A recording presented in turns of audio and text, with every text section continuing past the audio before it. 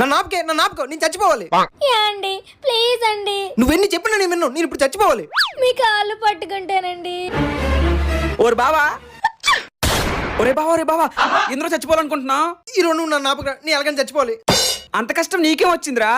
రోజు ఇది పెట్టే టార్చర్ నేను తట్టుకోలేకపోతున్నాను, ఇది కొట్టే దెబ్బలు నేను భరించలేకపోతున్నా, అందుకే చచ్చిపోతా. భార్యలు అన్న కొడతారా, కానీ మనకేమైనా అవుతుందని తెలిస్తే వాళ్ళు తట్టుకోలేరు. పాపం చూడు నీ భార్య ఎలా ఏడుస్తుందో.